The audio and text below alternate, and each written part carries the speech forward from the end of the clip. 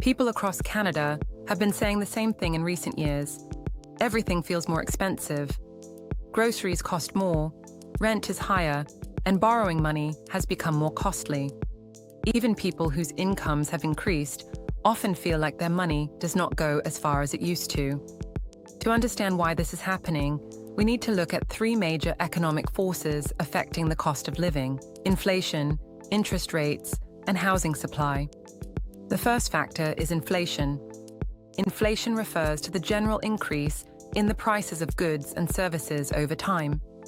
In Canada, inflation is typically measured using the Consumer Price Index, which tracks the average change in prices for a basket of everyday items such as food, housing, transportation, and energy.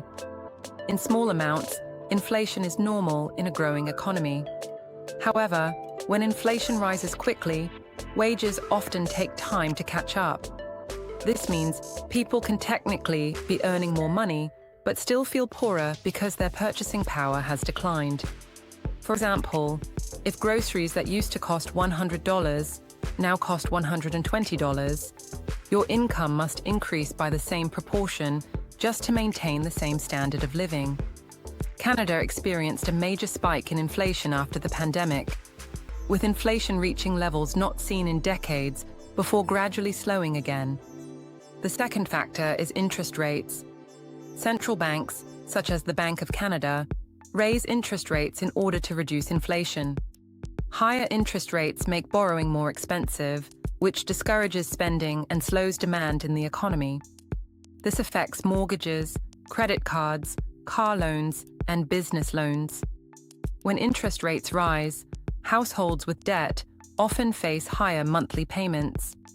In Canada, this effect can be felt relatively quickly because many mortgages either have variable rates or must be renewed every few years. As interest rates increase, mortgage payments can rise significantly, which puts additional pressure on household budgets. Higher borrowing costs also affect businesses, which may reduce investment or hiring when financing becomes more expensive. The third major factor is housing. In many Canadian cities, housing supply has not kept up with population growth for many years. Canada's population has grown quickly, while housing construction has not always increased at the same pace. When demand for housing rises faster than the available supply, prices naturally increase. This affects both renters and homeowners. Rent tends to rise when housing becomes scarce, and home buyers must take on larger mortgages to purchase property. Because housing is often the largest expense for most households, increases in housing costs can dominate a family's entire budget and strongly influence how expensive the economy feels. When these three forces occur at the same time, higher inflation increasing everyday prices, higher interest rates raising borrowing costs, and limited housing supply pushing up rents and home prices, the overall result is an economy that feels significantly more expensive for many households. There is also a psychological dimension to rising prices. People tend to notice price increases much more strongly than price stability. When prices rise quickly over a short period of time, those increases become very visible in daily life. Even if inflation later slows, the higher prices usually remain. Slower inflation simply means prices are rising more slowly, not that they are returning to previous levels. Because of this, many households continue to feel financial pressure even after inflation begins to decline. It is also important to recognize that inflation does not affect everyone in the same way.